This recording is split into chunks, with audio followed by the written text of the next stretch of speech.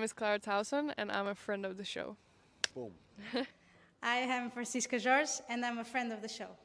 Perfect. Hi, my name is Susan Leemans, and I'm a friend of the show. Boom. Yeah. My name is Zainab Sammaz, and I'm a friend of the show.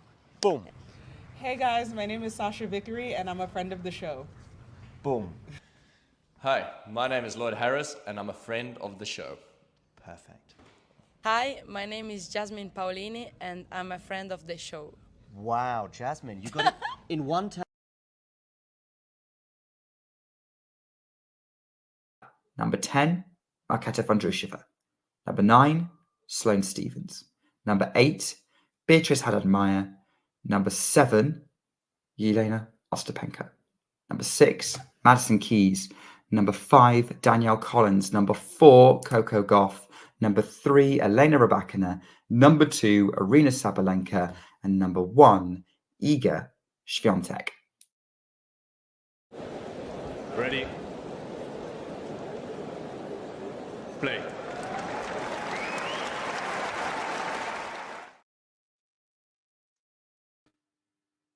Well, hello there and welcome to WTA Weekly. Hope you liked a little bit of a reminder of my power rankings for Roland Garros in there. Let's face it, the number one choice was the obvious choice, and it worked out that way. So I'm putting that there as a reminder that that is going to be something that I'm going to be doing for Wimbledon as well. I'm going to be doing 2 power rankings, one before Berlin and one after Berlin and during Eastbourne, to let everyone know how I'm thinking the field is shaping up for Wimbledon. So we might touch a little bit on Wimbledon favourites on this show, but if you want to know a full rundown of who's looking good, that's coming later in the week. But enough about me. Let's have a look at Miles David. Miles, how you doing? Hey, Nick. Happy to see you. Happy to be back on Talking Tennis, and more specifically WTA Weekly. It's one of my favorite parts of the internet, so I'm happy to be here and talking tennis with you.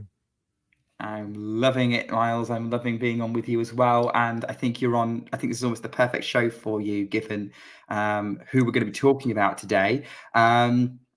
Good morning, Ghosty. Lovely to have you on board with us. Hopefully you've not missed too much of the results from today. Although having said that, we haven't been had too many results because we are currently in the middle of a final. I say in the middle of the final. We are in the deciding set of the Nottingham Open final between Karolina Pliskova and Katie Boulter, which has had to deal with a lot of rain, as all the tournaments have this week on the ATP and the WTA side. A lot of rain. And so at the point they've had to play both semi-finals, and they're in the middle of the final right now at 10 past 7 UK time. Obviously, good morning to those of you in America. Yeah, currently in the middle of a deciding set, so we'll update you as and when that's completed. Currently fairly tight at the minute, Miles. But so far, yeah, both they're putting on a show for the crowd. Yeah, I think it's a deserving way for the final day of tennis in Nottingham to happen, even though throughout the whole week of tennis I've watched, I've wanted a very ginormous, like I mean ginormous umbrella to go over all of England. And I actually want that umbrella to extend for the next 3 weeks so we can get through Wimbledon. But at least Wimbledon has 2 covered courts. So we're going to be at least fine for the big names to complete their matches. But yeah, this week has been tough, especially in Nottingham with the delays. But all things considered, I think if I was a ticket holder in Nottingham, I'd be fine with this final. Fine. I think so too. Let's face it, you've got your British number one against another former Nottingham champion from back in 2016 and of course a Wimbledon finalist. So, you know, some decent names in there. Maybe it's not quite the Ons Emma Raducanu final they were all hoping for, but it's second best. Yeah. And speaking of Wimbledon, I guess to kind of make it all come full circle, I specifically remember Katie Boulter upsetting Pliskova at Wimbledon either last year or the year before that. Yeah, she has done. I forget which year it was, but you're absolutely right. She has done that exact thing, Katie Boulter. So yeah, these two definitely have a history. So we may well be distracted during this show. Well, I'm just watching the score. I don't have any parts or bits of the actual match up. Because I have it on. Because another tournament has kind of made me a little bit sad. So I need a little mini break from grass court tennis at the moment. Yes, maybe we should start. Maybe we should just pull the band-aid and start talking about the other tournament. Rip that band-aid. Thank you, Sean, for confirming it is 2022. 2022, yeah, and Pliskova was a defending finalist there, so that was a big upset for Bolter. Yeah, so let's go to the other tournament. Now, I do have a Dutch friend. I should have checked with him before trying to say the name of the tournament. I think it's Den Bosch. Apparently, if you're English, you can get away with just calling it Den Bosch. Or you can call it Rosmalen. It's the tournament with like 17 different names. Because I've been watching that tournament for a very, very long time, and I've always called it Sertagenbosch. But apparently, that's not it either. But that would also track for my. I really should have checked with my Dutch friend before coming on the show. Oh well. Next time, Nick, do your research. Whatever the name of the tournament. Wait, is Talon Griekspoor a friend of the show yet? We can ask him when he becomes a friend of the show. I believe it's actually Griekspoor, you pronounce his surname. like Van der Schanschloop. He's a friend of the show. Yeah, Van der Schanschloop. We can phone him in. Yeah, basically, if you're trying to sort of say Dutch names, you have to make a lot of sounds. And that's just not in my throat region, I guess. I don't know. Anywho, that was a really great tournament. It was a really, really good watch in between the rain. It was for a lot of reasons. Probably some of those reasons, as I've just seen Bolter hit a massive backhand up the line to win for a winner and to claim that game. But one of the reasons being, of course, Ludmila Samsonova is the champion, and I don't think we're going to spend a lot of time on Samsonova's day, but I don't think it's a huge surprise that she's won a grass court tournament. Yeah, she's won Berlin in 2021 leading up to Wimbledon, and that didn't really parlay into much in that Wimbledon. And I have a safe bet. The fourth round. Yeah, but it wasn't a quarterfinal. Granted, she lost. It was relatively close, I thought. Like there were two. Who did she lose to? I think she lost. Did she lose to Pliskova? Yes, it was. Yeah, because Pliskova got to the final that year. Wow, we're like WTA historians. I just would not be. Although I'm happy for her, but I've kind of put Samsonova in the category of WTA Tour successful player. Like I believe she has a 500 to her name in Berlin. She has a couple of 250s, which is like obviously as a professional you want to be winning tournaments, but I do not see her as the player that deals with the biggest moments, and you can't get much bigger than Wimbledon. So yes, she won Sertagenbosch, or she won the tournament in the Netherlands. And the Dutch Open. Why didn't they just call it the Dutch Open? The Dutch Open. The Dutch Open. She won that as she rightfully so, especially doing double duty, having to finish her semifinal and go back and play a final. Like hats off to any player that does that, specifically to Samsonova. But she'd be like maybe 12, 11, maybe 10 in my own personal power rankings, because we know she has the game on grass. Her style of play can actually blend very well with the grass, which is lovely to see, but it's between the ears and experience with her. And time again, when she's kind of had these big moments ahead of slams, it doesn't really result in her even getting to the final 8. So yeah, good for her though. Sorry to put a damper on her parade.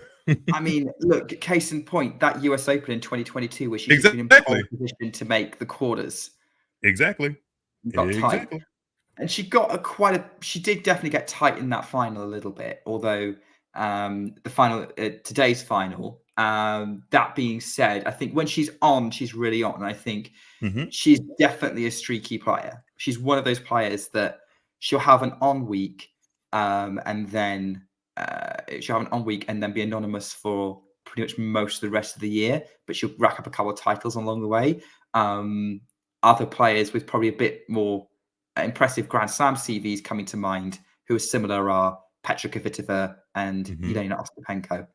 And there's probably a few other people out there like that. But Samsonova, I think there's a belief factor in like maybe it's a popular buzzword of what's that syndrome people talk about all the time? I hear imposter syndrome that kind of comes about when like the precipice of a big moment is there for her, and even the big moment for other players, it might not be that big, but getting to a quarterfinal for her at this stage of her career would be huge because she's never done it, and I think some of that really plays into her mind, especially when she comes in with obvious results on the surface that the Grand Slam is being played on. So good win for her, all things considered, but still work to do between the ears for Samsonova, I believe. Yeah, I mean, another candidate for has good weeks, but they're not. But most of the time doesn't. Is actually probably the other person who's playing right now, Pliskova.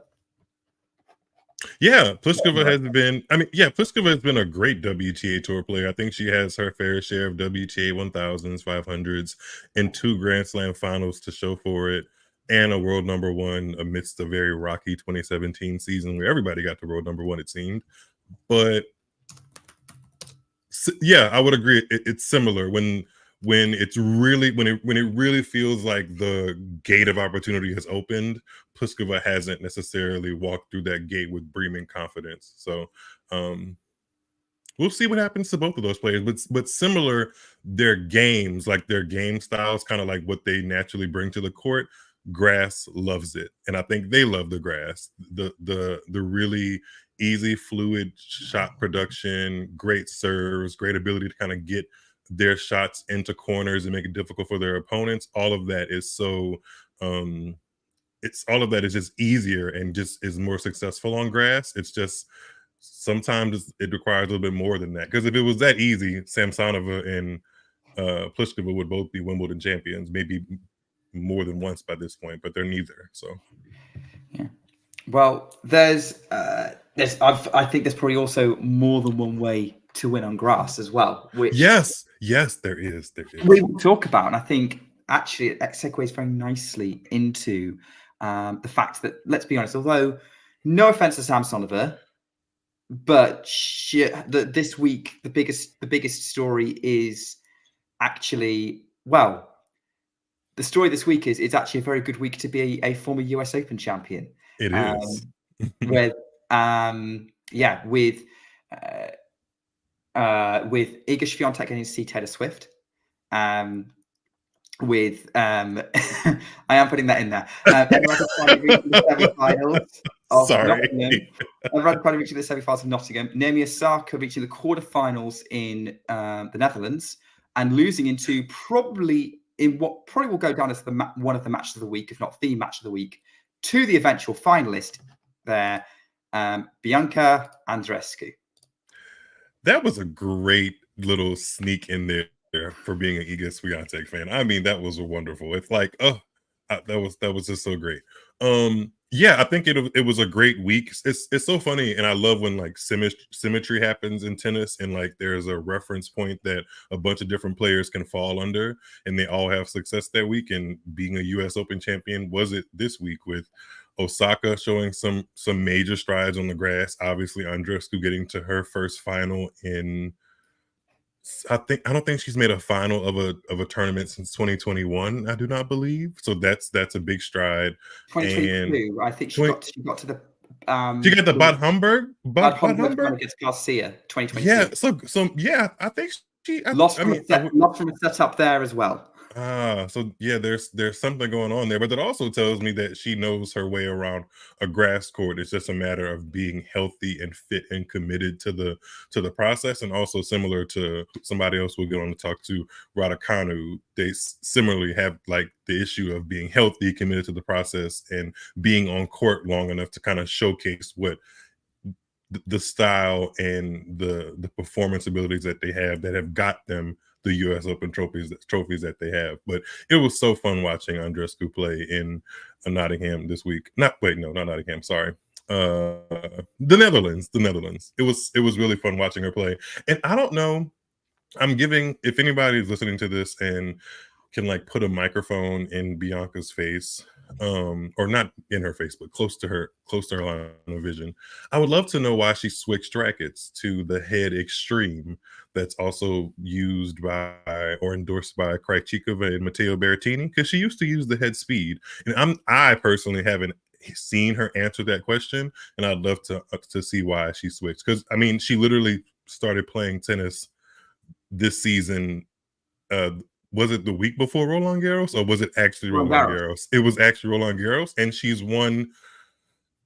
She got to the third round of Roland Garros, and now she's gotten to a final. So, like, in that very, very small amount of time, clearly something's working. I mean, it hasn't gotten her the best results, because the best results would have been a Roland Garros champion and a Netherlands champion, but still, there's positives to come from that. And I am a proponent for sometimes switching gear having something to do with success. So I would definitely ask her what went into the change, if it was something huge, or if she just kind of talked to her sponsor and was like, hey, let's try this.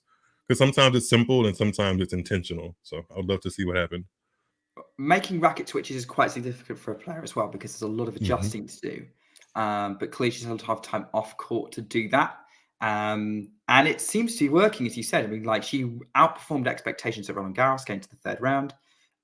Here she did so well. And I actually have a lot of notes on Andreescu. We may be discussing her for quite a portion of this show. But to me, it looks like with this new racket, she looks confident for the first time in 2 or 3 years in hitting that ball. I'd say since 2019, really. Really? that far back? Yeah, because 2021, it was such a weird year amidst what was going on with the pandemic. She showed spurts of it, but she still showed like, oh wait, it felt like she was playing with expectations that were too much for her to handle. And I think she said as much. And 2022 was a little bit of the same, and 2023 was kind of marred with injury. So I really haven't seen her swing freely, be very engaged in a match. Maybe the 2023 French Open match she played against Azarenka, but I've also heard her say that if she's playing a player that she knows is either highly ranked or has a decorated resume, she subconsciously brings her best level, which I think is a wonderful thing to do as an athlete, because that's what you're kind of supposed to do. You're supposed to elevate yourself for the biggest moments. I just wish we saw that in the moments where she's playing matches against players she quote unquote should be beating. And today, up a set against Samsonova, it was a match she should have won, but then some old demons in her career kind of came back to bite. Like, she had to go off court to take a medical timeout. Although she came back onto the court jogging, she did have a really, really heavy taping on her thigh. I didn't see what may have caused it, but like, that's kind of been the story with Andreescu. Plays really, really good tennis, gets you engaged, gets me specifically engaged, and then there's a little bit of a stubborn health issue that kind of slows down the tremendous progress. So all of that was literally all of that was on display in the final, and then she commenced it with a really, really beautiful runners-up speech that I really, really enjoyed. But yeah, I think it's a good week to be an Andreescu fan. It was a good week for me. I wish we would have had the trophy that she wanted, but 4 match wins in a row, beating Osaka, and was that was probably the biggest name that she beat. That was Did she go after Osaka? Who did she beat after Osaka? Golfi. Oh, it was Osaka, then immediately Golfi. Yeah, I don't think I've ever seen Golfi play. So, but either way you slice it, 4 wins to get to a WTA 250 final from whence Bianca came. That's a good week. You chop it up as a good week. Yeah. I have to say, I forgot how much I enjoy watching Bianca Andreescu play until I watched her this week. I watched her against Osaka, watched her against the final against Samsonova. She's always fantastic. I don't know how she gets a racket on every ball. against someone who hits as hard like Osaka and Samsonova, and she gets it back and she spins it back into play. And she's she fights for every point, which is fantastic to see. Again, reminds me of her fellow Canadian Leylah Fernandez in some ways. The fact that she goes 3 sets so many times, I mean, okay, that's down to her level kind of fluctuating up and down throughout a match. I think that's something that's never going to go away with her. We even saw that in 2019 when she was having a year where she was either winning titles or retiring. Or beating Serena Williams. That didn't go 3 sets, but whatever. No, that didn't go 3. Could have gone 3. Should have gone 3, but I'm not bitter. Do you know what, Miles? I've never actually seen that match. As I'm not actually bitter, so don't take this bit and run with it. But the bitter Serena fan in me is completely fine with that. You're not missing much. Okay, fantastic. I will take note, because that's one of the reasons why I've never bothered to go back. Yeah, it was a hard watch for them.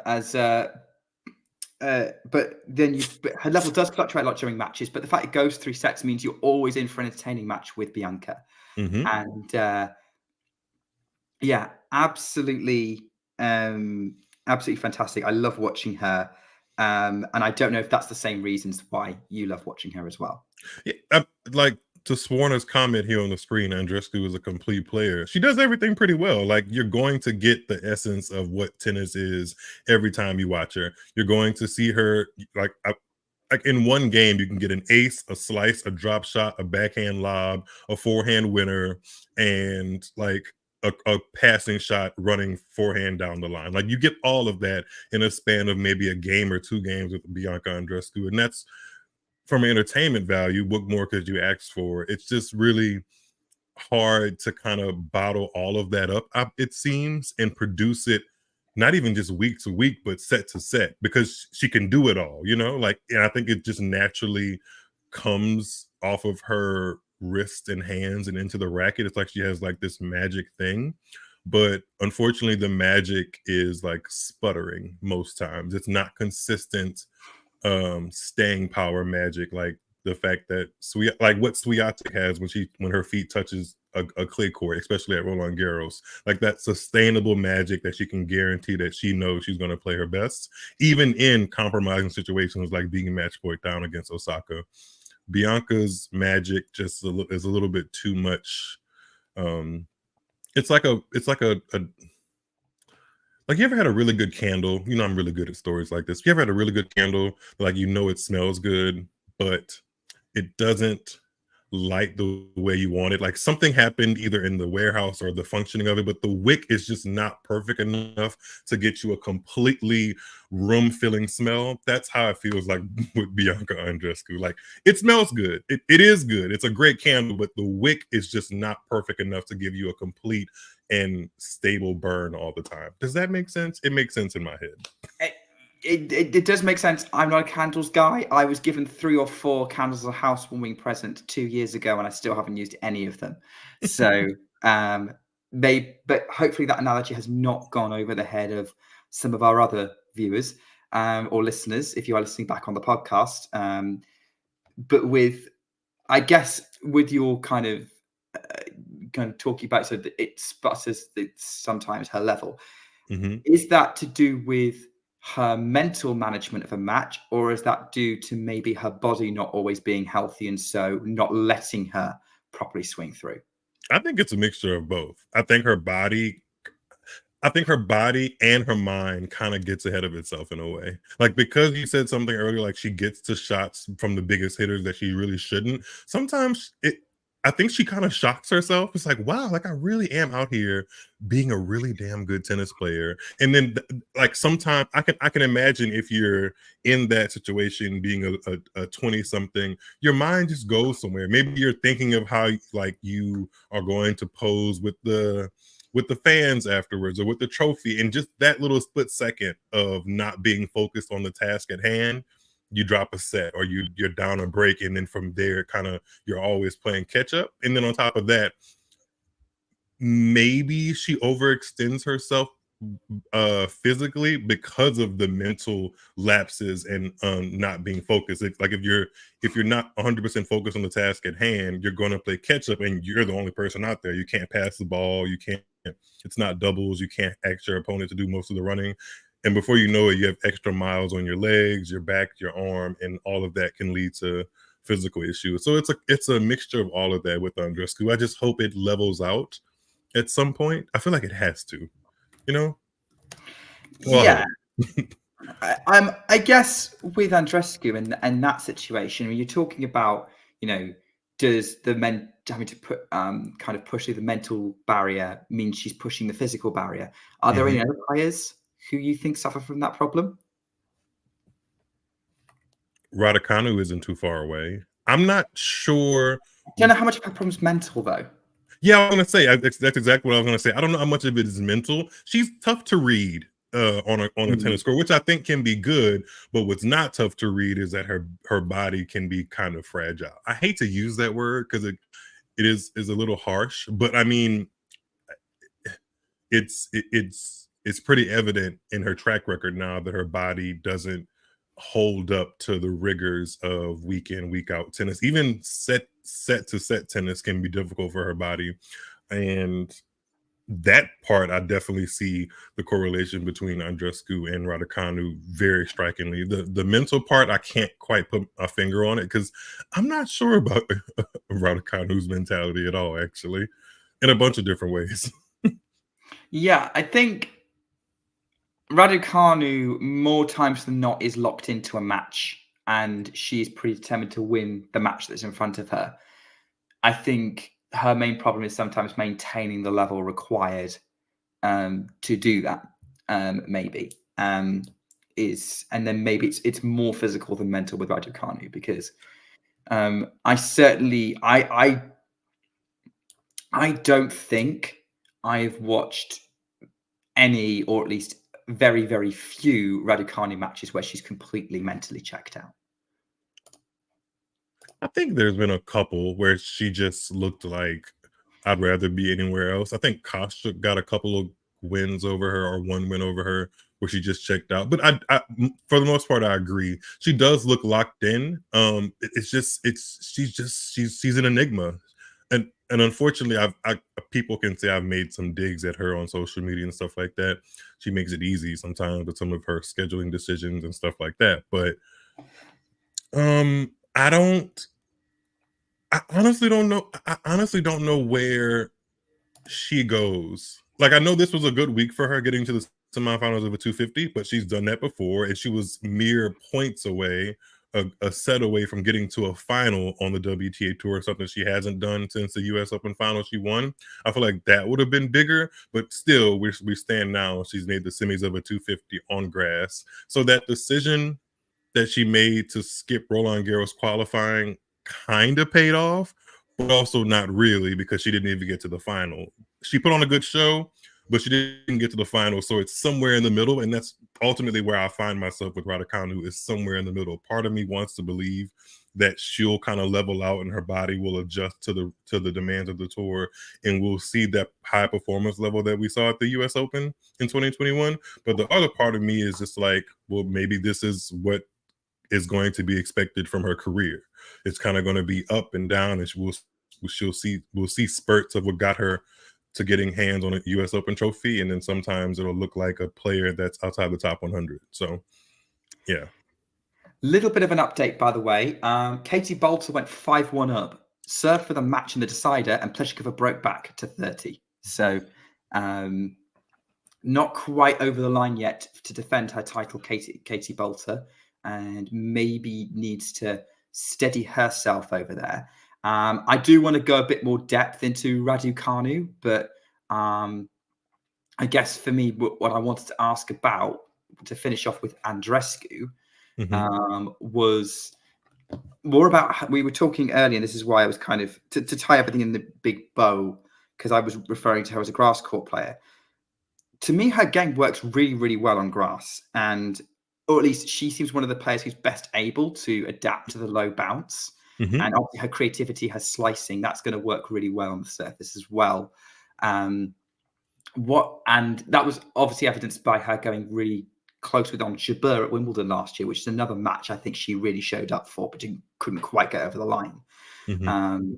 So I just wanted to throw that out there. Sort of how confident are you about Bianca Andreescu's potential on grass?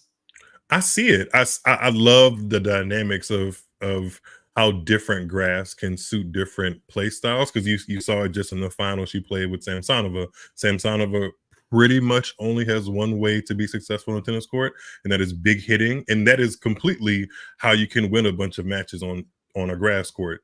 But on the flip side of that, you can make your opponent very, very frustrated, like Bianca did Naomi in that quarterfinal match, with being tricky and being and putting a lot of variety in your game, a la Ons Jabeur, which is why she's made back-to-back Wimbledon finals. Like, even though the grass doesn't play like it used to, like in the John McEnroe, Mats Wilander days, where the the grass was more brown to the net than it was like it is now in the baseline, a slice can still do damage on that surface. Barty showed it when she won Wimbledon in 2021. A bunch of other players have shown it. Like, a slice and a low center of gravity can still cause havoc for your opponent across the net. And Bianca Andreescu has both of those things. She's always kind of stayed low to the ground in her shot production.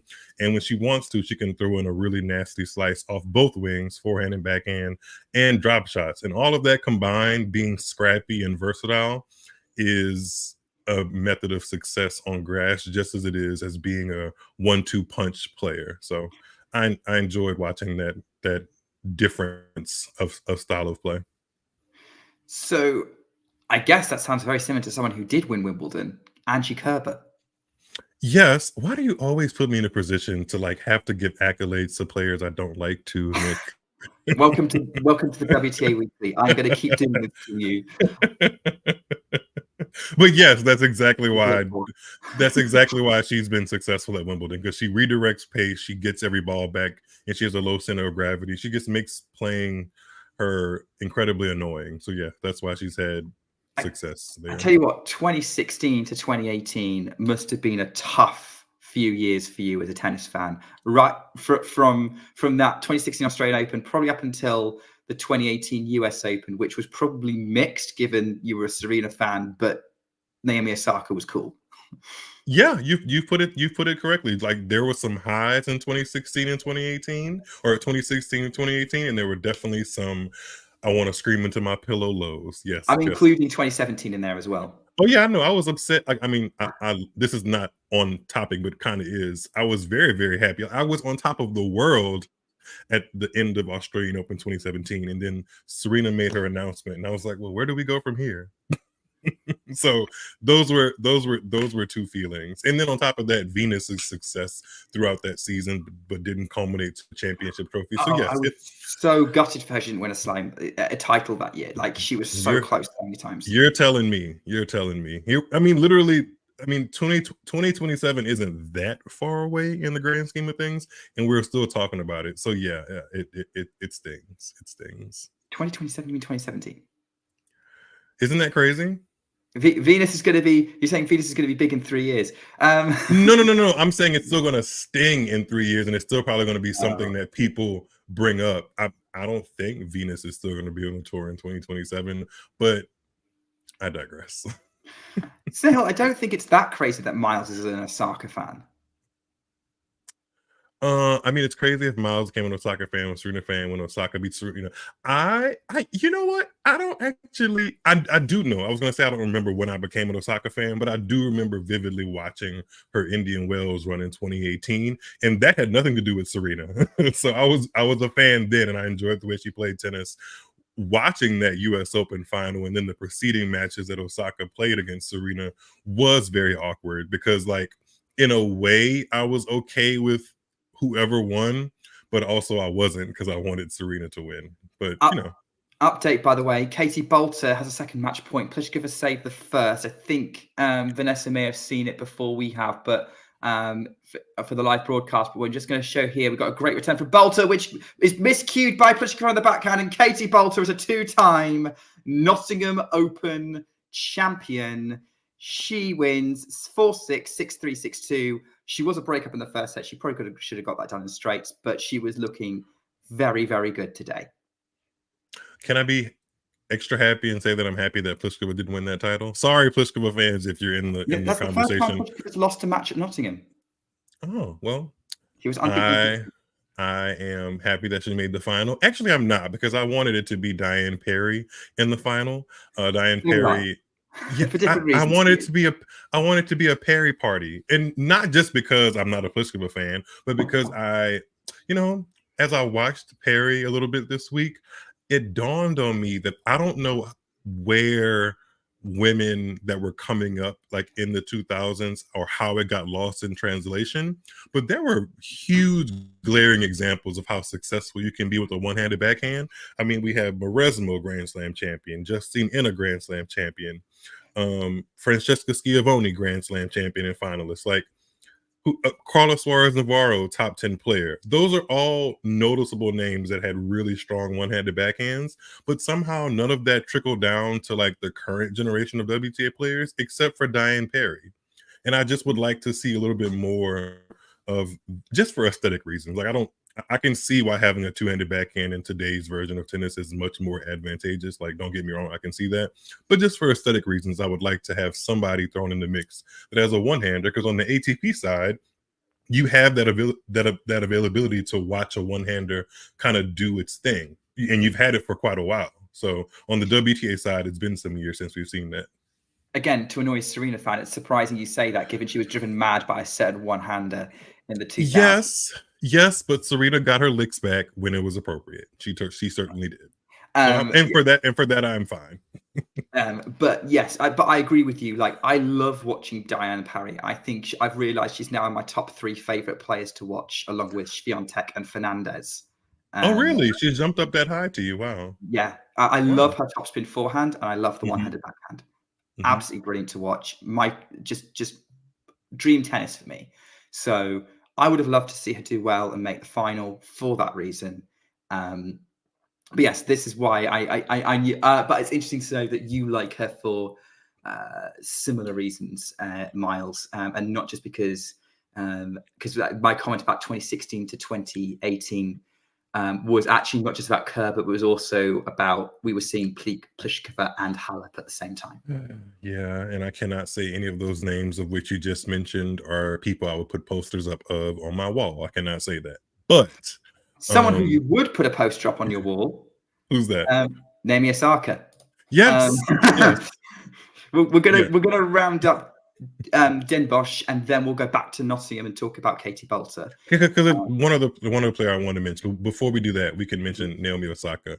I am extremely proud of her, and I made a comment on her Instagram page on her latest post, something to the effect of, I'm really, really proud of the fact that, like, on this comeback, it seems like she's building everything brick by brick. And sooner or later, when the house is fully formed, they're going to be scared of her again. And I think, like, bear with me here. I know a lot of it been made of like the intimidation factor Serena had in the locker room when she was really at her prime.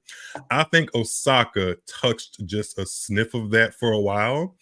And I think if she really, like I said, keeps putting the blocks together and brick by brick, I think she can get that back, especially if she does damage on a hard court. But even more so if she shows, like she showed the past 2 weeks, that she can take that same game that has gotten her 4 hard court titles to a clay court or a grass court. And if she does all of that, and I think that makes her an intimidating force on WTA tour again. And then it's just been fun to watch. It's been a little bit it's bittersweet because she hasn't walked to the net so many times as the winner of some of these tough matches. But I hopefully think, and trying to spin it into a positive, I think that's going to make the really big breakthroughs all the more sweeter. So yeah, I was even though she lost that match against Andreescu, she beat Elisa Mertens on grass, which was a really, really good win. And that was her first match on grass since 2019. Like, she hadn't touched a grass court pre-pandemic, which is a long time. And she beat Elise Mertens, who's been a consistent top 30 player pretty much all of her life. So that was really, really good. And she gave Andreescu a lot to handle. And we got a rematch of their iconic quarterfinal in Beijing back in 2019. So yeah, a lot of positives to come from the Osaka camp. If I was in her ear, I'd be making sure that she knows that she's well on the right track. Yeah, I mean, look, she wasn't that far off winning that match against Andreescu. It's just that I think at the end, Osaka started overhitting a little bit, started rushing things, made a few too many unforced errors, and Andreescu was just a bit more solid and, again, used her game to kind of run down everything Osaka threw at her, as we were talking about before, and frustrating her. And she wasn't making many mistakes. Like, Andreescu played really, really well in that match. And I think those two playing each other in the future is always going to be fun. So tough loss for Osaka. Maybe she could have got herself, if she'd gone the other way, she could have found herself in the final playing Samsonova, and maybe things may have gone to do it differently. But it's all ifs, buts, and maybes. But then I guess with that ifs, buts, and maybes, how excited should we be about Grasaka? I'm not excited about that nickname. I can tell you that much. For some reason, it doesn't have the same effect as Cleome. But I am excited about the prospect of seeing her on center court hitting down the tee serve the best way I know she can. So I'm excited about that. I really hope that she gets a draw that she can work with, or she gets a draw where she gets a seed. I've been doing this since Serena in 2022, but I don't think it's a terribly bad idea if you get a draw where it's like, oh, you're close to a top seed, but maybe that top seed isn't in the best of form. Like, let's say she gets, I don't know, who am I going to throw under the bus at the moment? Let's say she gets Grietmann in first round of Wimbledon, right? Sorry, Grietmann, she's a great player. That would be a tough match because they're all tough matches on the WTA, but that should be a match that Osaka wins, right? But her next match is Maria Sakkari. That would be a seed who's probably going to be top 8 that has not been in great form and has not shown tremendous amount of success on grass. I would be okay with that draw. I wouldn't be okay with the kind of draw Osaka had at Roland Garros happening again in Wimbledon. Like, that wouldn't be fun. But a top 10 seed that's, in okay-ish form, I'd be okay with Osaka getting that, and I'd love to see how that moment plays out for her on Wimbledon. I feel like that'd be great. Yeah, I think her game has a lot of potential on grass. It always has. It really has. Yeah. It's been the movement she's struggled with more than anything else, right? She said as much. I believe she said it to our Talking Tennis microphones. Okay. She said in a way that like clay is physical too, but also so is grass, because you really have to work your way out of the corners, because once you're stuck in a corner, you're stuck and the point is over. But if you want to continue that point, you have to kind of dig in a different way than clay. And I think she explained that in a press conference to our producer, or to our leader at Talking Tennis, who was in the Netherlands. So yeah, I think she's I have a portrait of him on the wall behind me. I think she's aware of. I think that's a good way to put it. Actually, I think she's aware of just things, and I think before the pregnancy break, she was almost too aware of things around her, and it was really causing like things to just derail themselves and thinking too much. But I think she's aware, but at peace with a bunch of things that are in her game and in her life right now. That's just awesome to see. I literally can't wait to see her lift the trophy again, regardless of where it is. I can't wait to see her lift the trophy. It'll be a beautiful thing to see.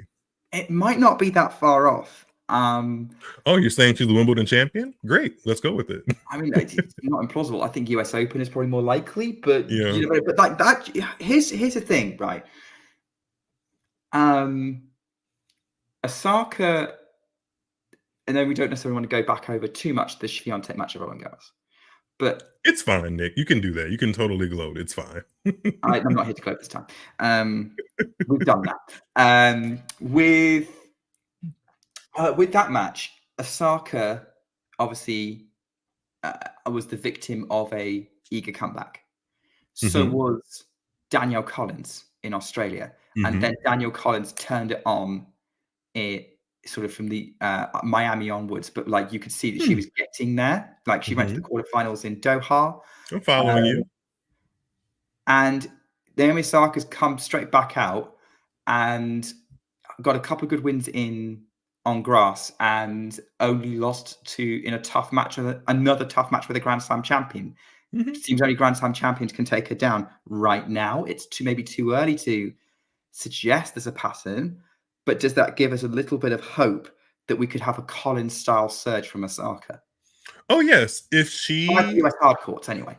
Yeah, if she plays her cards right, because it's so tricky with that damn Olympics. I love the Olympics. I'm excited about it. I'm not excited that they have to go right back to Roland Garros, a place that I don't love personally.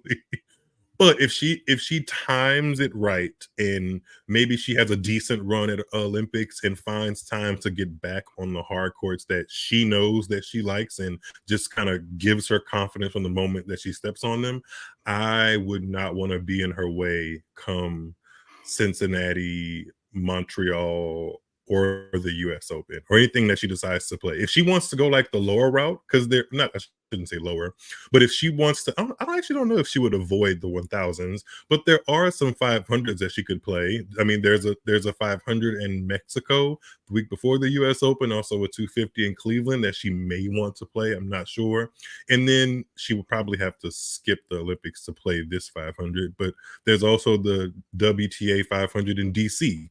So there's yeah, it's the same week. So yeah, I don't think she'll be playing. I don't think she'll be playing. I think she's definitely going to go to the Olympics, even if she's confirmed to the Talking Heads microphones that she's going to the Olympics. She has, yeah. Even if that means she doesn't medal or doesn't go far, I think it just means, for me personally, I think it just means something to say, hey, I was an Olympian and I qualified to do that and represent my country. I know it's not like the biggest thing in the world, but it's something you can hang your hat on. But all of that to say, I hope she finds enough rest and enough time to kind of find the surge that I want to see on the hard courts, because my gosh, I would not want to be anywhere around her if Osaka is surging.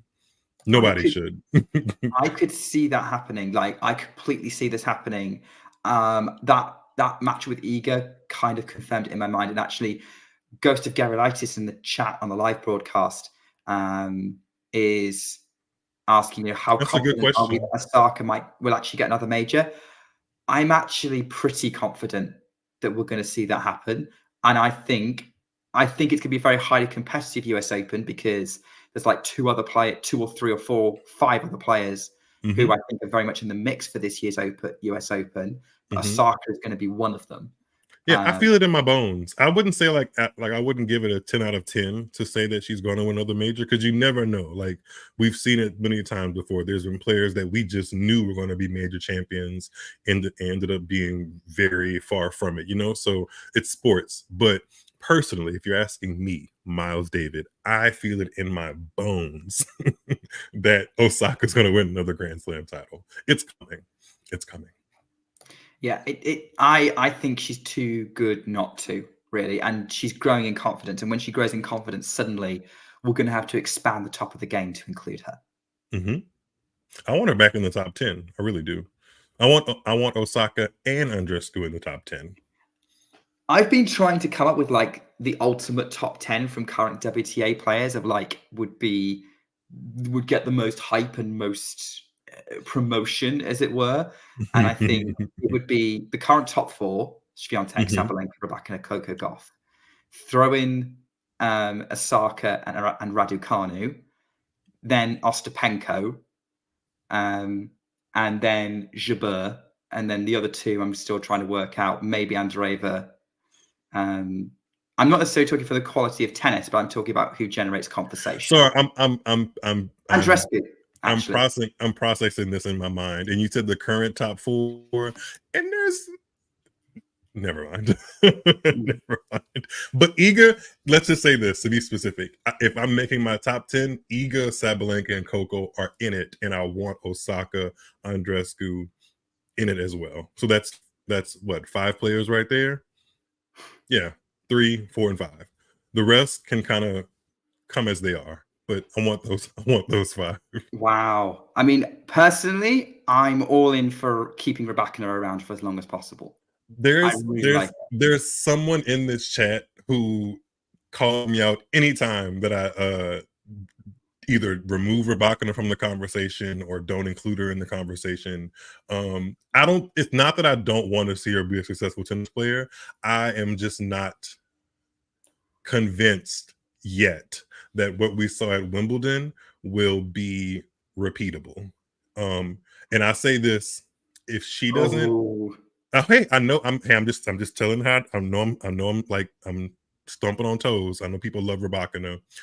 I just would not, by the way. I know. I just would not be totally surprised if she turns out to be a one slam wonder. I know winning a slam is a great thing, and she's shown that she can get back to a final, but she's also shown with losses to like Blinkova, Kirstea, to Paulini, illnesses. Like there's some things that lead me to believe that she would be a great like 10 to 20 player.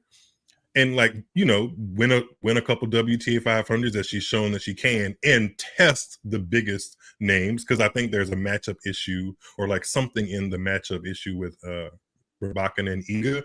I am just saying I'm not convinced that Raducanu is going to be this mainstay in the top 10 and or win another slam. Actually, if we were to ask the question that Ghosty gets asked us, like how confident are we that Osaka's going to win a major? I'm more confident that Osaka's going to win a major than Raducanu will win another major. Personally, don't throw tomatoes at me. Don't throw tomatoes at me. You may have some problems with my Wimbledon power rankings. That's all I'm going to say. No, I agree that she should be in them. She should definitely be in the power rankings.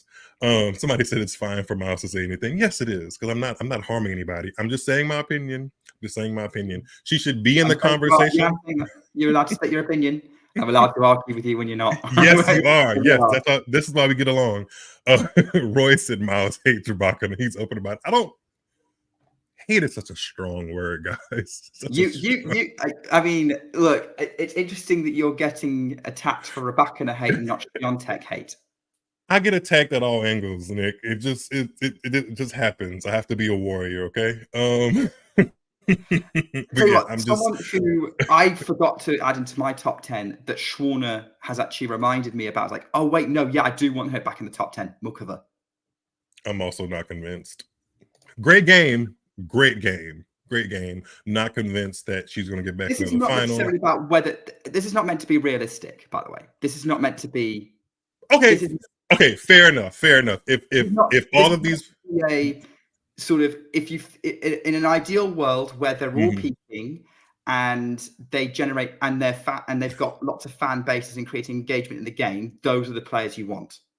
It's almost like a WTA Avengers. Who do I want to pick to go out and like battle the world? Yes, I completely see why you would want Muchova in the top 10 based off of game style and what she can do and what she can kind of like how she can match up against some of the other names you want in the top 10. I'm just not convinced that hey, look, I'm going to say this realistically. This may be a controversial take, but Karolina Muchova has come closer than anyone on tour to winning a Grand Slam who hasn't won one yet. She's come closer than Ons Jabeur? Yeah. In that, specifically in that Iga match at Roland Garros. Yeah. She's the only one who's been a breakup in a Grand Slam final deciding set. I still would weigh games away. I still weigh the amount of times you set yourself up for that situation a little bit higher. Like, yes, she did well in that specific match, but Ons Jabeur has been to a final 3 times. So I think by my definition, I think she would be a little bit closer. But I do see your point that in that match, yes, she had ego on her heels and could have gotten the trophy that day. But even if she got the trophy that day, in my mind, I don't think that she has shown herself to be a sustainable threat, because she's in a professional sense. Sorry, this was not supposed to be the tear down. Yeah, we've gone on a massive tangent. This is sorry, Muchova. Come back soon, girl, and do your best. I'll leave it at that. I will also reply to Sean quickly in the chat. If I was picking based on who I liked, Layla would be in there in the mix as well. Agreed. Yeah, agreed. Layla would be in there as well for me. I'm a little concerned that she's underpowered, but game style, grit, entertainments, like all of that, I would want Layla in there too, for sure. This is probably going to be a very long show, but I think we do need to get back on track, and it's partly my fault for derailing it because I've gone completely off the show prep here. Let's go back to Emma Raducanu. We talked about her very briefly earlier. She is obviously someone who generates a lot of discussion, and we were talking a little bit about what might be holding her back, and there's definitely injuries are a problem for her. I don't necessarily think it's her fault, but I still hold out hope that Raducanu is going to get some good results in her career. Definition of good results there is very wide. I'm not putting my flag in the ground and saying she's definitely winning at the Slam, but I think that she is a name that will stay on the tour, and I could see her as she develops doing pretty well. And to be fair, this week she dismissed the players she should be dismissing, and then she ended up going up against Katie Boulter in what was actually a pretty even match. First set tiebreak was bonkers. So close. I think the only reason Boulter probably didn't win it was a couple of double faults, but Raducanu hung with her, and then she just came out a bit flat today. Boulter was firing though. Boulter came out really determined to hit through anyone on court, as we just saw in that Pliskova final that's just finished. But I think that I definitely think that there was positives to come out this week for Emma Raducanu, depending on whether or not you think she should be tussling with Katie Boulter. I think a lot of players have a extra either chip on their shoulder or incentive to beat Raducanu. I don't think they love the fact that she came out of nowhere, won the US Open, and instantly became like a face of the WTA. I think in the locker room, I mean, just being 100, I think there are players that resent that and wish it could have been them. Not saying that that's Katie Boulter, but I can see, like, if I was in anybody's camp playing against Raducanu and I wanted my player to win, this is not like a dig or anything like that, but I'd be whispering, she's not that good, right? Like, she's not that good. She just won the US Open. Like, that's just not like, it was a 3-week thing. And I think that can put an extra oomph in how you play her. I think she's basically all of that to say is that she has a target on her back. And until like she proves that she can win a title again, that target isn't going too far. Because on her resume is still top 10 player, US Open champion. Players want to beat those players that have that on their resume, and she has it. So Katie Boulter might have a reason to want to beat Emma though, because here's what I'm finding with talking to people who don't know tennis, right? I have to explain who Katie Boulter is, even though she's currently the top ranked Brit. Won several WTA titles. Everyone knows who Emma Raducanu is. Imagine being the top ranked player for your imagine a scenario where Coco Gauff is out for half a year, tumbles down the rankings, 200 and something in the world. And I don't know who would be a good example of an American who not many people have heard of yet. Peyton Stearns. Peyton Stearns got to be US number 1, like ranked kind of top 20, lower part of the top 10 before the US Open. So not really massively on the radar yet. And then she has a match in Washington, DC with Coco Gauff. And you're having to explain who Peyton Stearns is to someone when they're playing Coco Gauff. That's going to be a similar scenario. Yeah, I can totally see why the players are putting a little bit extra MPHs on their forehead when they play her. I can totally see it. And I don't think it's necessarily always personal. It's just she's the figurehead of what it means to kind of blast and bloom into success and not saying she didn't work for it, but seemingly not having to work as hard for it. And that's like the anti of what sports is kind of built around. Like sports is built around trying your best and working towards the pinnacle. And it doesn't that hasn't been the trajectory for Raducanu. So a lot of players feel like, well, damn, I've been out here going to ITF tournaments and WTA 250s, losing first, second round, and here she comes, wins the US Open and gets wild cards out the wazoo, and you want me to play her nicely? Like, no, I'm gonna go out there. That being said, anyone with the status of a Grand Slam champion would make any player put a few MPH on their forehand. Yeah, they did it to Serena. So yeah, I get it. Yeah. Although, having said that, Serena won a few more, but like, say, I think probably someone like Kenin or Andreescu. Oh, that's a name we forgot to put in our WTA Avengers. I want Kenin back in the top 10 too. But yes.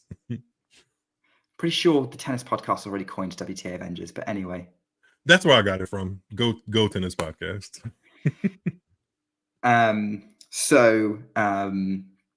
Yes, that's right. Support the competitors, Miles. Before we move on from Raducanu, thoughts on her missing the Olympics? So she was offered a wild card spot and she's turned it down.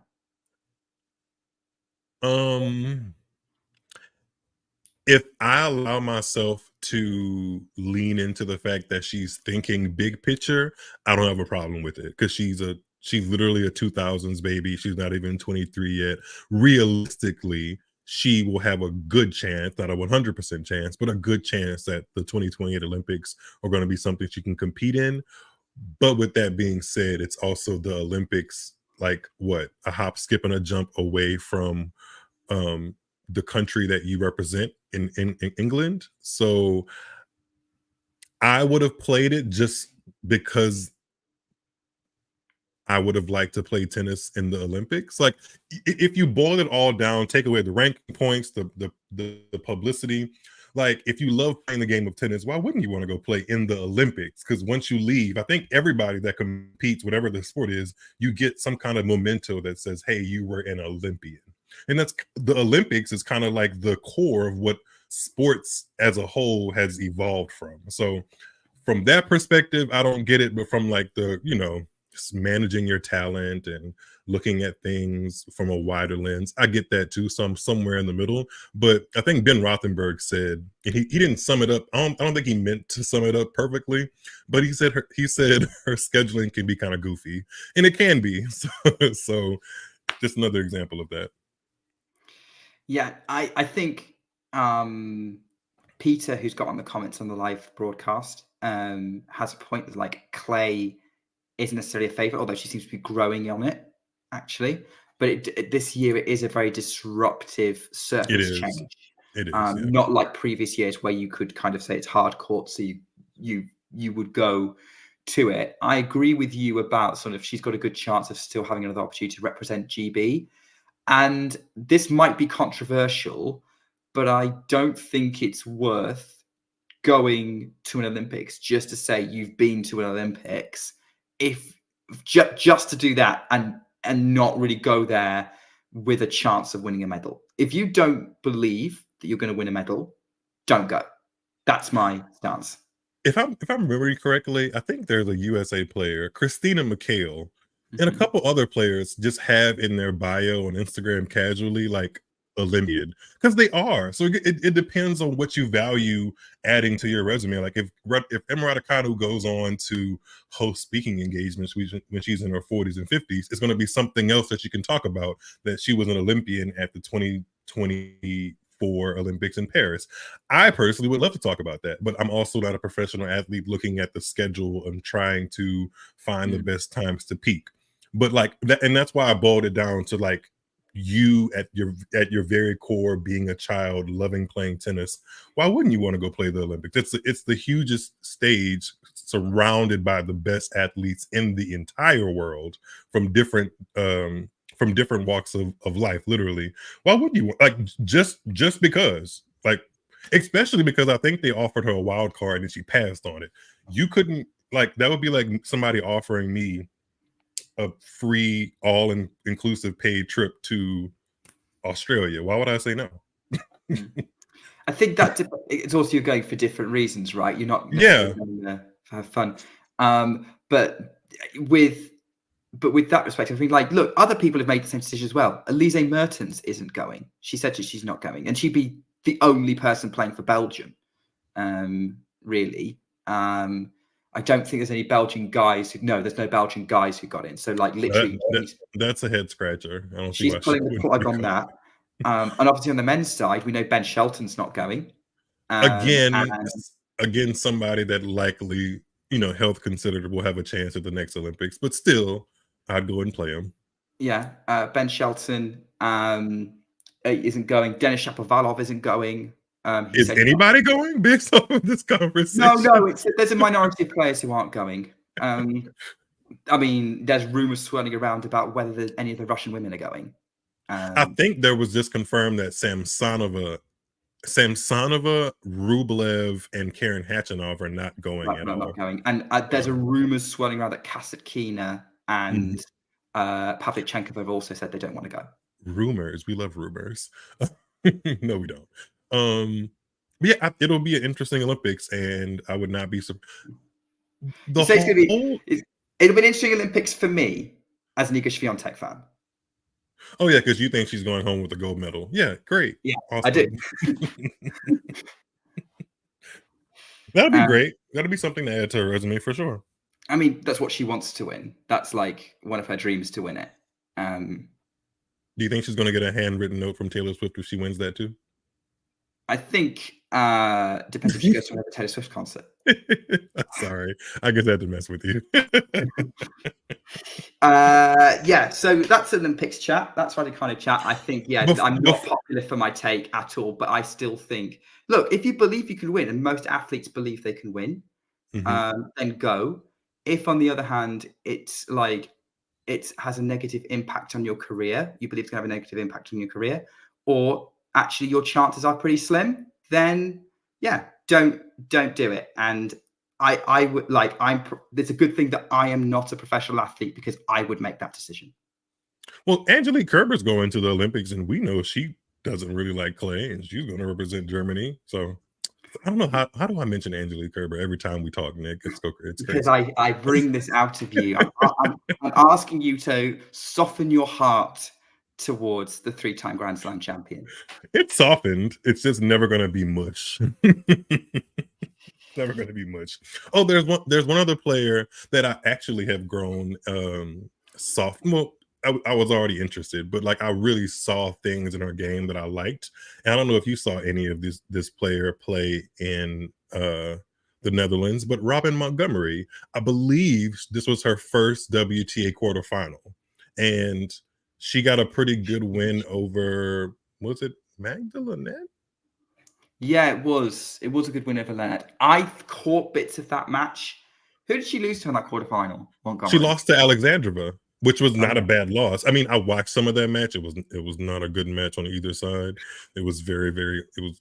Alexandrova was definitely struggling by the semifinals. Yeah, that was not a good match. But even within that terrible match that I watched, I saw wonderful parts of Montgomery's game that if she keeps developing, she would be somebody who would also be a problem on grass. The angles that she can get on that left-handed serve are ridiculous when she's playing well. And I'm also I'm partial because she's a lefty. I'm a lefty, and so but Montgomery had a really good season really good tournament, and you never know what you can take from that going forward to the rest of the season. I think she's close-ish to breaking the top 100, so maybe that's a goal for her at the end of the season. By the way, little bit of a random tangent, but Alexandrova was actually there was a conversation about Alexandrova being the first WTA player to win 3 250s back to back in the same place, a three-peat at the same location. No one's ever done that. Not on the not since I've only gone back as far as 2009 because the structure was very different before that. They were tier 3s and tier 4s. Yeah. Because they would have been tiers 3s, 4s, and 5s back then. So from 2009, when we had what was called the international tier, and then now it's the 250, no one's ever won 3 250s in the same place consecutively. So Alexandrova would have been the first. She's missed that opportunity. The next person who's got an opportunity, Coco Gauff in Auckland. Yay! Let's do that. Let's do that. I'm gonna write her a message. Go to Auckland to become the first. Yes, let's circle that again on the calendar. But yeah, the three-peat was almost there. Let's switch now away from Den Bosch, but still a Brit. Katie Boulter just won, as we were broadcasting, the title in Nottingham. And yeah, looking very good. Again, defending the title. Has to be said, though, Nottingham traditionally not always the best reflection of who's going to do well at Wimbledon. Up until Katie Boulter won it last year, the Nottingham champion had never made it past the second round of Wimbledon. What were her results like last year at Wimbledon, Katie Boulter? Third round. Oh, okay. Wasn't far off fourth, I don't think. But yeah, I don't remember the match very well. But yeah, so she might break the Nottingham curse. But certainly out of all the grass court tournaments that currently exist, the winners have generally had the weaker results. Which is weird to me, but then again, maybe it's to do with the fields who've traditionally gone. But Nottingham this year has been a stronger field. Yeah, it was her field of like getting to the championship was much stronger than it was last year. So I'm impressed with Katie Boulter, especially because she looked. Excuse me. I wouldn't say well. I guess it's fair. I think she would even agree that after that Raducanu semifinal that she played today, she looked a little tired and gassed. Because that match was over a couple of days and it probably was extra stressful because she was playing a compatriot and then turn it back around and beat somebody like Pliskova's caliber. Even though I'm giving Pliskova a lot there. Yeah, that's good for Katie Boulter. Along with the title in San Diego that she got earlier this year, which was the WTA 500, I believe. That's right. This is right on track for being the best season of her career. So you never know what's going to happen when she gets the energy of the crowd at Wimbledon. So I mean, when you're making your power rankings, don't forget about her. I'm definitely not forgetting about her. She's going to be there. She's going to be on the list. It's somewhere, but maybe I don't know if she'll make top 10, but she's in consideration at the minute. And look, she has done well. She's gone toe-to-toe with players who have significant CVs, Raducanu and Pliskova, and still continue to do that on tour. Like obviously she's beaten Pliskova at Wimbledon. I believe she had a good tussle with Sabalenka one year at Wimbledon as well. And even before, she's grown in confidence in her game. So yeah, I think, and now she's by defending her points, she's giving herself a really good chance of being seeded in at Wimbledon, which she was in danger of not being had she lost the points. So, that's going to help with her draw a lot. But I like her, and I also know that she doesn't play with she's one of the rare WTA players that doesn't play with the vibration dampener. Don't tell me why I noticed that today, but I did notice it. So I think that makes it a little bit interesting. Yeah. Actually, quite a few Brits made a splash in Nottingham. And actually, if you are British and you haven't been to Nottingham, well worth considering going, because that seems to be where the Brits do seem to descend on it, because Francesca Jones made the quarterfinals. Oh yes, I was so looking forward to that match. She was supposed to play with Raducanu because she has a very interesting story. I don't 100% get the announcement she made about pulling out for other events because her ranking shoulder injury. Oh, was it an actual injury?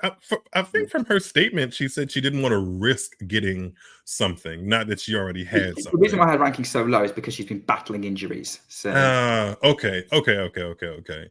But yeah, I was who did she beat to get to that round? It was an American. It was Kruger. Don't tell me Kruger, Ashlyn Kruger, another player who I have my eyes kind of on in the grass court season because she won a 125 challenger last year on grass ahead of Wimbledon, and her game could be suited for the surfers very well too. But yeah, I was looking forward to that. But I think Francesca's gonna get a wild card into at least the qualifying of Wimbledon, right? If not the actual main draw. Yeah, she should be getting that with that kind of run. Yeah, she should. It was enough for Raducanu 3 years ago. 3 years ago, a time. Yeah. Other players, Heather Watson, I think she had a fun match as well. She went kind of toe-to-toe with a couple of different people there. If I remember rightly, who did she lose to? She lost to no, sorry, that's who she's playing in the first round of Birmingham. She lost to Pliskova. Yeah, I was gonna They guess were it was exchanging Pliskova. breaks. Heather Watson, yeah, she has a pretty decent grass court pedigree, and then another player with a more than decent grass court pedigree put together, some good wins, but she should be winning these matches at a 250 level. And I'm talking about Ons Jabeur, who I think is going to make everybody's top 10, most people's top 10 rankings or, betting favorites to win Wimbledon, even though her season hasn't been the brightest. But the last 2 months or so, she's been putting together more wins than losses. I really wish she would have stayed with Lotto because I don't understand this kit. It's not my favorite, but that's besides the point. Her tennis looks good, and we've talked earlier about how disruptive variety can be on the grass. She has 2 Wimbledon finals underneath her CV, as you say. So yeah, I was mildly impressed with Miss Ons Jabeur. And it was actually a really good match with Pliskova. It was. It was a exhibition of the 2 different ways of doing grass court tennis, as we talked about very early on in this podcast, about an hour ago. Pliskova obviously big serve, big flat strokes with Ons Jabeur, who also hits flat, but has all this crazy variety. Variety, drop shot, slice. And I think that was quite fun to watch. I don't know if she was fully switched on during that Pliskova match, but which kind of halted her, maybe has halted her momentum a bit from Roland Garros. But as you've been alluding to, I don't think you can ever rule her out in any grass court match or tournament against anyone. And you definitely shouldn't definitively rule her out from reaching another Wimbledon final. Would agree. I just hope she doesn't wear black if she gets to the final when she's warming up, because if that wasn't indicative of where her brain was at the time, I don't know what else is. Was that last year's final? Literally last year's final, yeah. I didn't see it. Famous story from last year. I actually only saw the last set of the Wimbledon final last year because I was at a bachelor party.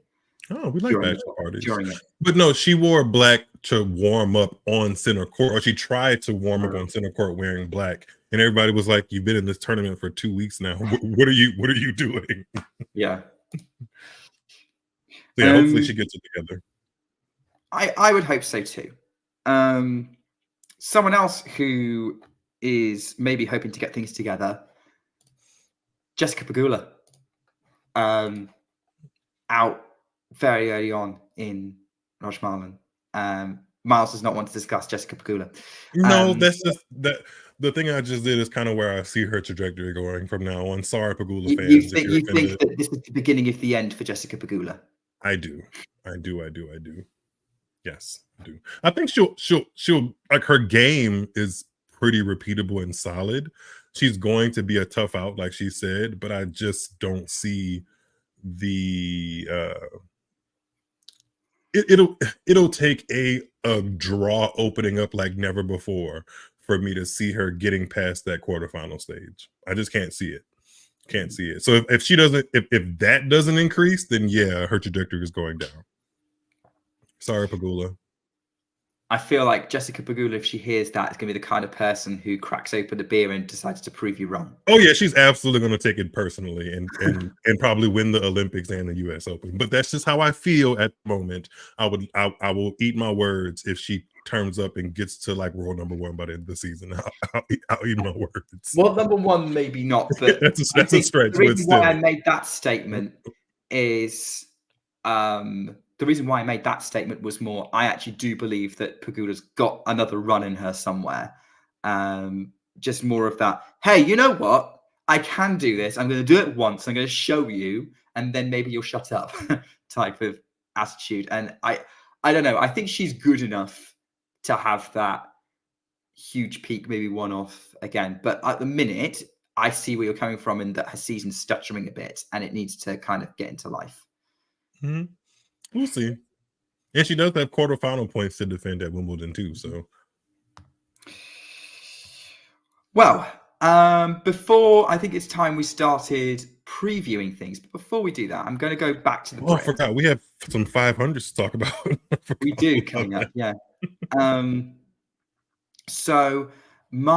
before I do that, because let's face it, the 500 are going to overshadow things, and I know you're an American, but I'm hoping you know that, Nick. I something about you, I don't know, just made me make an assumption here. Maybe it's a 6-hour time difference. Yes. The Brits, the reason why I was going through the Brits, and another Brit who did a good job was Harriet Dart, who really went toe to toe with Katie Bolter very early on. And I don't think they're very friendly either. There's something going on. No, I got that sense. Because somebody earlier in the chat said the handshake with Katie Bolter and Emma Raducanu wasn't that, Maybe Katie feels more Australian. That's fine. That's fine. I'm all for it, Katie. Because all the big names are going to get back in the spotlight after the 500's coming up, particularly Berlin. Which Brit has the best chance of going the furthest at Wimbledon in the women's draw? So Bolter, Raducanu, Jones, Watson, Dart, they're probably going to be in the draw. I mean, Watson, I think Dart at Wimbledon or Berlin. Wimbledon, because none of them are playing Berlin. They're all playing Birmingham. Bolter's going to be seeded. Raducanu, I would be shocked if she didn't get a wild card. Dart will need a wild card, but she's top 100 now, so she should get one. All the other Brits will need a wild card to be in the draw, so we don't 100% know they're in, but I would be shocked if they weren't. But Bolter is definitely going to be in. Yeah, Bolter's going the furthest. Yeah, she's going the furthest. Out of all the Brits? Out of all the Brits. Probably male or female. Okay. Oh. More faith in Katie than Jack Draper? At the moment. Yeah, they both won titles, but I have more faith in Katie Bolter. Yes, I do. I can see, yeah. With Bolter having a bit of an easy, won't having to deal with a seed, unlike other Brits. Yeah, I can see where you get that from. I still have a sneaking suspicion Emma might do something, but they might get similar distance. Very depends on her draw. You having a sneaky suspicion that Emma's going to do something is definitely a British bias. But it's okay, because I have my American biases. It's completely fine. I mean, look, I don't have a sneaky suspicion that any other Brit's going to do something. But Francesca Jones is listening to this, and she's like, you just wait. Bring it on, Francesca. I'd love to see it. Like, everyone would absolutely love to see it. I'll be cheering you on loudly, maybe even from Wimbledon, because I am going this year. But hey, I'll be there for 3 days. I guess, of course, slightly tongue-in-cheek here, but maybe Bolter's chances at Wimbledon might depend on de Minaur's, given they always need to peak at the same time. Yeah. I think they're both going to be running for a good Wimbledon regardless. And I think they're going to be pushing each other. Yeah. So if one loses early, the other one's going to be right in that corner. So I like that about them. All right. On to Berlin. Berlin. I think so. Right. Berlin, stacked draw. Yeah. Even when Swiatek pulled out, we've still got 9 of the top 10 playing. That's a beautiful picture of Berlin. Yeah. It's actually pretty good. It does make me want to check the place out, actually. Same. By the way, we actually do have a team in Berlin. Mario is going to be there. He's going to be bringing us great behind the scene content from Berlin, and John's going to be in Halle. I'm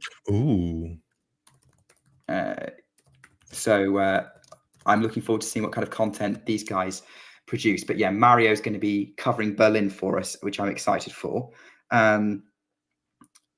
Would you say that Berlin is going to be the best indicator for Wimbledon form? Yes, I do. I would say that, but I also wouldn't be surprised if none of the women that when the lead up tournaments actually win Wimbledon. Because Well, it look, just you've probably seen this stat, right? I think JI shared it. It's been 20 years since anyone won Wimbledon after winning a lead-up tournament, and that was Maria Sharapova. Sharapova, yeah, that's crazy. But it is 2024 again, and sometimes things have a way of repeating themselves in ways that are symmetrical, I guess. But yeah, I do think whoever comes out on Berlin has to be feeling good compared to anybody else that plays any other tournament, because this draw is stacked. I know Eastbourne is going to be a 500, but it's not going to have the same level of competition. It normally No, doesn't. not in the same way. No, I think I think who's going? I think Raducanu is going to Eastbourne. Collins is going to Eastbourne. Osaka's at Eastbourne. Yeah, it's What if Raducanu wins Berlin? Is she going to go to Eastbourne and do Probably that not. 5? I would hope not, right? Because that's not smart scheduling there. She hopefully will have learned She from didn't Australia. learn. Yeah, I was going to say she did learn from Australia, because Blinka will be waiting for her. Imagine if Blinker was in Raducanu's section again. Yeah, but like for me, Berlin is definitely that. If you look at the last couple of years, all the people who, and especially last year, all the people who've been going deep at Wimbledon played Berlin. Like played Berlin, won a match in Berlin. Like Bianca Andreescu got to the quarters in Berlin last year, which probably should have been an early indicator of something, but we kind of went into Andreescu. Yes. Is she back in the draw here? Yes, she is. Yes, She is. Yeah, she is. But yes, so I think play for the field, and partly for maybe the conditions are pretty good. Maybe it's like that rest period before Wimbledon. Berlin should be there. So are you looking at the draw now? Yeah, I'm looking at it. Really, it really is stacked. Like even the seeded players, Coco Gauff, or the seeded players with buys, Coco Gauff, Pagula, Raducanu, Sabalenka, all of them have dangerous opponents in their first matchups. So yeah, it'll be something to watch for sure. Wish I had a ticket. Yeah, I'm seriously considering going next year now. It just did not work out this year. But maybe that'll be the year that Iga goes, because I think she's been saying she's going to go for some years now. Like, yeah, a few years now. She hasn't gone. Do you think it's a mistake that Iga's not playing a grass court lead-up tournament? Didn't she do the same thing last year? No, she played Bad Homburg, got to the semis, and then pulled out the semis. Oh yeah. No, I think it's okay. It's fine. She's played a lot of tennis. Like, I know the surface is going to change some things, but she's won a lot of tennis matches this year, and I doubt that she's just gonna just lose one just because it's grass, you know? Yeah, I completely see or lose the opening one. Like or the opening two rather. Unless she has a really terrible draw, I find it highly unlikely that she doesn't work her way into the draw some way. Somehow. If she has an Australian Open style draw. Yeah. But yes, I agree with you. I think she's too good for the surface change to bother her that much. Clip this. Somebody clip this. But she, yeah, I agree. I don't think it's the end of the world. I would have preferred her to get the feel for it, but yeah, she played a lot of matches on clay, and yeah, that we'll have to see. I mean, obviously, grass is the surface that we're expecting to develop on, but it is possible to play all right without doing a lead up. I mean, Ash Barty did it, but the players who tend to win Wimbledon and play Wimbledon without doing a warm up generally are much more comfortable on grass, and that's some kind of all time great. But we'll have to, I guess, Swiatek's edging into that category. She is, but yeah. Mistake, Swiatek, maybe not a mistake. Who knows? It's definitely not the right thing to do this year. Yeah, she should be attending more concerts. Hey, look, I recommend that to most people, right? Right? No, literally, you should. Not Taylor Swift specifically. Yeah, just concerts in general. Yeah, in general. Yeah, get some live music in your life. It's really good. It's therapeutic. By the way, yes. When we talk about Osaka and we talk about big wins, like Clef is up to, in the chat. Identified Zhang Osaka in the opening round. I think that's Osaka's for the taking. What is that a rematch of? When did they? Oh, they played in Rome, didn't they? They played in Rome, I think. Yeah. That'll be interesting. I think everywhere Osaka plays from now until she wins her next Grand Slam title is going to be interesting. I think Haddad Maya and Alexandrova, the winner of that takes on Coco Gauff. That could very much be interesting. I think Noskova. Tough opener for Coco either way. Yeah, that's a tough one. And at least that's a match that she should be on high alert either way, but that's a match she should be on high alert for. When I was doing my bracket and I got to that match like very early on, it took me a good 2 or 3 minutes to decide which way I thought that one was going to go. That if the winner of Haddad Maya Alexandra could beat Coco? Yes. Oh, that's not happening in my fantasy draw. But yeah. Oh no, I didn't go for that either. I went for a Coco win, but I went for Coco. But I think I was very close to not doing that. I feel you. And then Ons Jabeur is literally somebody she'd have to face in the potential semi if Ons Jabeur gets that far. Pegula's right there as well. Vekic is a former finalist just last year. And Vekic could play Pegula in the second round. Right. Sakari and Azarenka is a very interesting first round match for a 500. Yeah. Wait, who's got Sakari got? Azarenka. Oh, yeah. Yeah. I'm backing Azarenka for that one. Me too. Azarenka has proven that she's much more comfortable throughout her career on grass than Sakari ever has.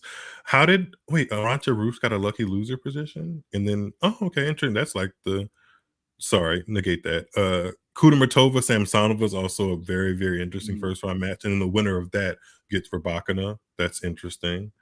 Yeah, those are the most interesting. And then Marta Kostyuk could be a potential opponent for Sabalenka, as could Daria Kasatkina. So yeah, there's all the top players that you really want to see rounding into form for Wimbledon should all be tested in Berlin this week. Yeah. Having said that, surely the title favorites have to be Coco, Arena, or Elena. Yeah, maybe in the mix. Would agree. But then there's also Jule Niemeyer looking and lurking, just waiting to have her moment.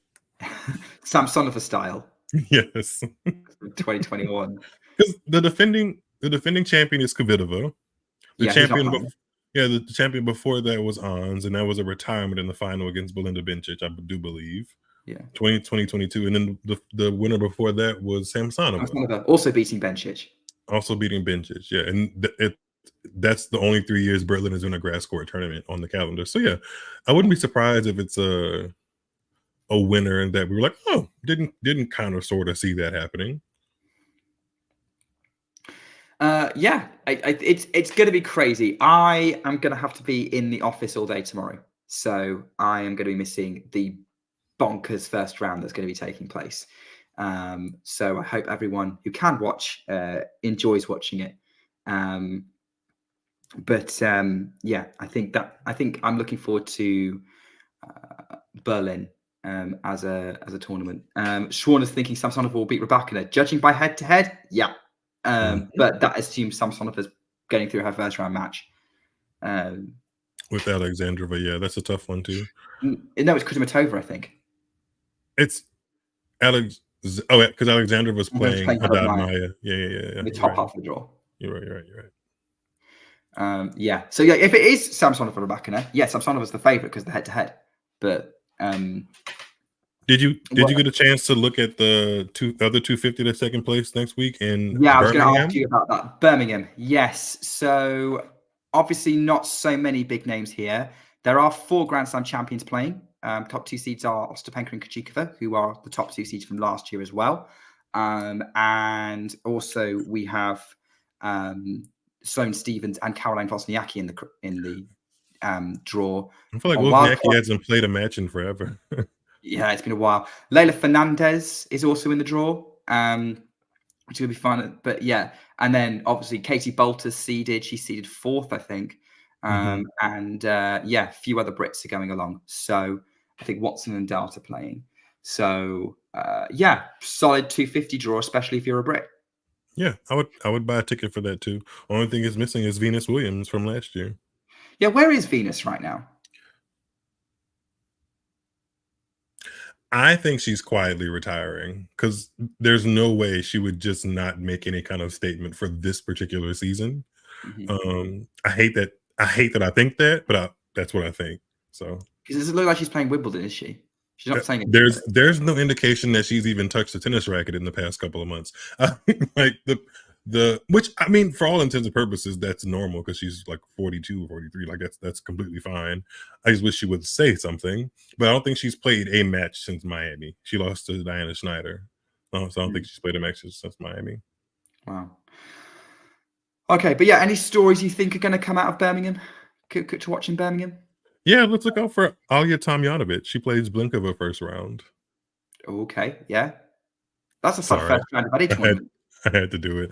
Yeah, I think that really is a good, interesting first round, and then the winner of that could possibly play Kirstea. So there's some room in that little small section of the draw for somebody to make a good run. But Ostapenko is a defending champion here, correct?